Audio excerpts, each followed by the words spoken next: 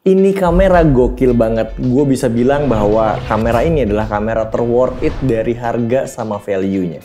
Gue udah pakai kamera ini setengah tahun, bisa dibilang hampir setahun juga. Dan jujur aja, gue puas banget sama performanya. So, di konten kali ini kita bakal ngebahas fitur-fitur apa aja yang gokil-gokil dari kamera Lumix GH6.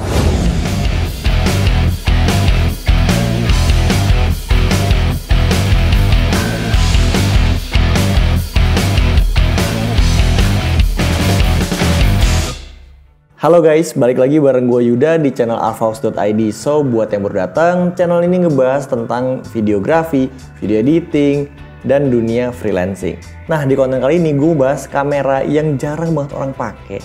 Padahal, dari segi harga sama fiturnya, itu jomplang banget. Maksudnya gimana?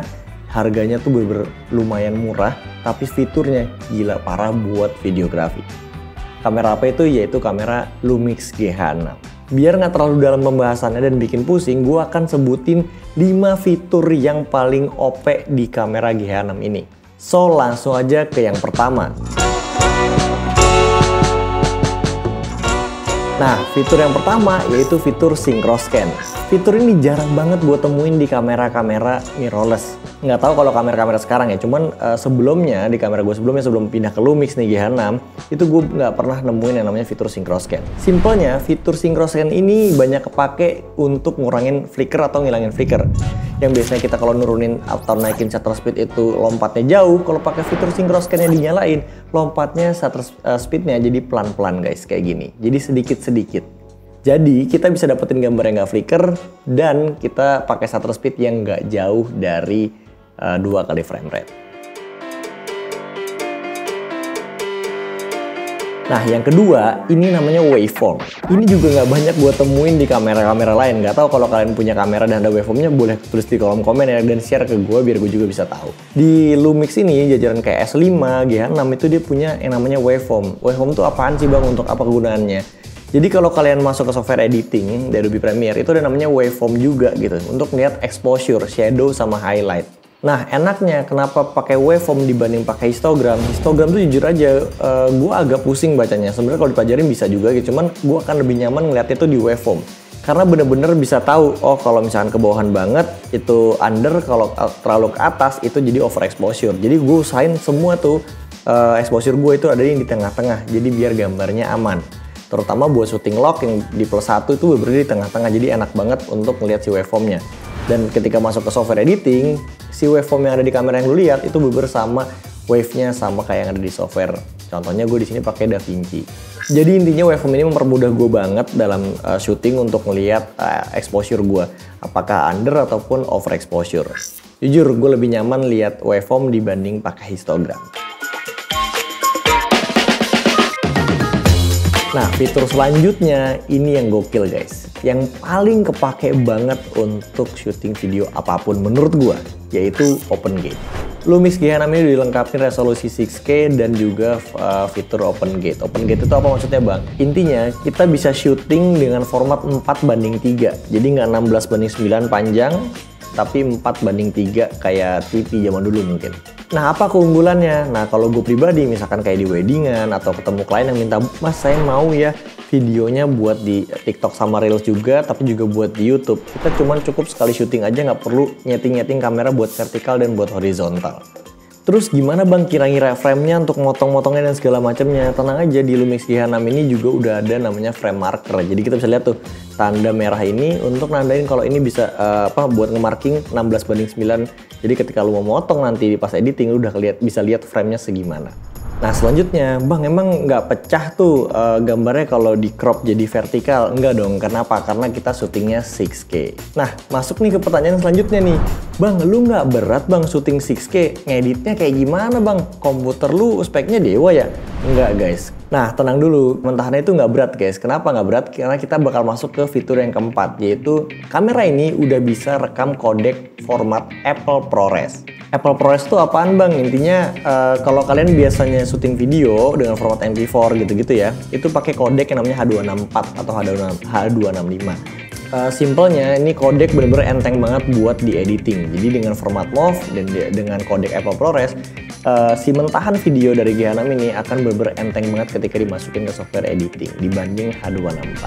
Jadi walaupun lu syutingnya 6K, 4K tetap akan enteng di editingnya. Karena udah banyak banget yang nyobain nih kemarin mentahan G6 dengan format Apple ProRes-nya gue kasih juga. Waktu kemarin Stockbank ada 389 orang yang ikutan kompetisi dan mereka bilang gila sih, pertama kali gue ngedit format 4K tapi di komputer gue yang kentang gue tetap enteng banget ngeditnya bang, kayak gitu. Nah tapi dari format ProRes ini ada yang dikorbanin guys, yaitu storage. Maksudnya gimana storage bang? Jadi kalau biasanya kalian recordnya itu kalau H264 ya storage-nya nggak bakal besar-besar tapi formatnya videonya berat. Tapi kalau di codec ProRes itu enteng diedit, tapi filenya jadi besar banget guys. Waduh bang, jadi bolak-balik backup dong kalau lagi syuting. Oh, kita akan masuk ke fitur yang kelima nih yang gue suka.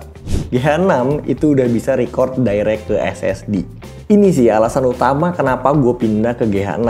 Jadi gini, ketika gue syuting, gue ngalamin banget namanya bawa memory card banyak banget. Belum ada lagi memory card yang error. Dan harga memory card itu lumayan guys buat gue, karena bisa sampai sejutaan buat memory card yang terbaru yang cepet ya gitu ya. Dan kalaupun gue beli CF juga, kalau buat record ProRes atau pakai CF itu juga lumayan mahal. Kalau nggak salah 128 GB atau sekitar 64 GB itu bisa sampai 3 juta sampai 4 jutaan harganya untuk memory card CF.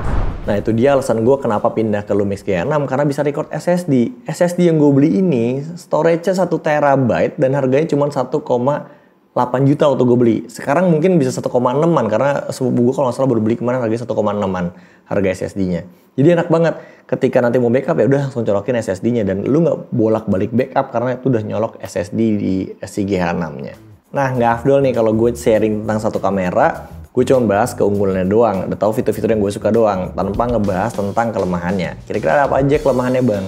Kalau dari opini pribadi gue, kelemahan dari G6 ini masih di autofocus guys, karena autofocusnya belum yang face detection. Beberapa waktu emang kadang-kadang mengganggu banget ketika kita lagi butuh autofocus yang cepat. Cuman kalau misalkan dengan kondisi cahaya yang cukup, dengan subjek yang jelas, itu sebetulnya buat gue pribadi autofocusnya udah cukup buat bikin video. Dan ditambah lagi kenapa gue nggak concern masalah autofocus saat itu karena gue pengen pakai lensa-lensa cinema kayak lensa-lensa manual kayak gitu guys, biar lebih punya karakter aja gambarnya.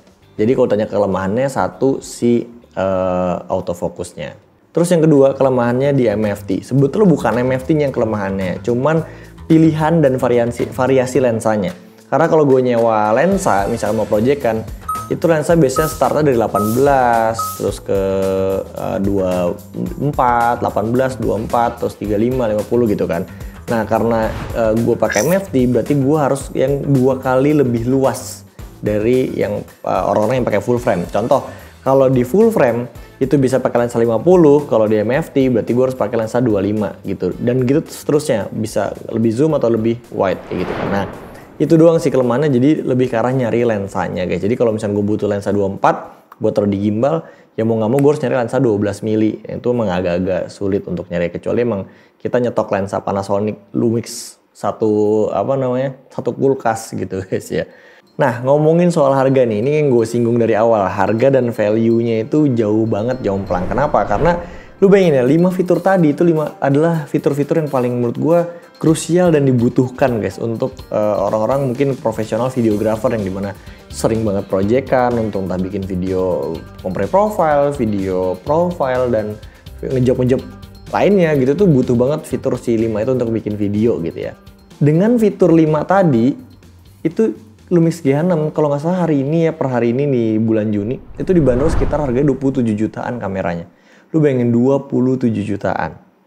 Di-compare dengan kamera di kelasnya, itu kalau mau dapetin fitur-fitur kayak gitu, itu bahkan kita harus ngeluarin kocek sekitar mungkin kayak 50 jutaan, 60 jutaan dan sebagainya macamnya. Karena sebelum gue pindah pun waktu itu gue riset dulu. Gue bahkan udah nyiapin budget sampai akhirnya gue tahu Lumix, gue research tentang orang-orang di luar, di YouTube di luar tuh udah orang-orang gempar banget pada pakai pindah ke Lumix G6, Lumix S5 dan lain-lainnya. Jadi kesimpulan yang menurut gue dengan harga yang 27 tadi, nggak tahu mungkin kalau kalian nonton video ini kapan, harganya pasti udah turun lagi. Dengan fitur-fitur tadi, itu worth it parah guys. Jadi kebutuhan videografi kalian buat yang emang ngejob proyekan, ataupun buat yang baru belajar dan pengen dapetin fitur-fitur terbaru dari sebuah kamera untuk video, itu udah gokil dan dapet banget pakai G6 ini. So kesimpulannya, Lumix G6 mungkin dari tahun 2023 hari ini video dibuat sampai 2024-2025 ini bakal tetap masih kepake banget, gokil parah. Nah itu dia pembahasan tentang Lumix G6 guys. Gimana menurut kalian? Coba dong kalian sharing di kolom komentar, kalian sekarang lagi pakai kamera apa?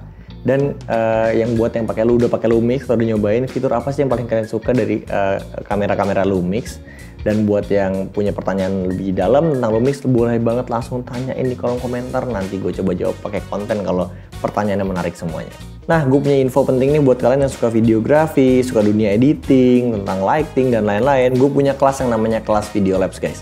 Di sana itu lengkap banget, kita ajarin semua tentang dari tata cahaya, basic videografi, basic Adobe Premiere, After Effects, DaVinci Resolve, bahkan sampai visual effect di Unreal Engine dan Stable Diffusion. Pastinya gue di sana nggak sendirian karena udah ada Mas Adan, ada Raihan, ada Bani Adil, dan Der Jeder.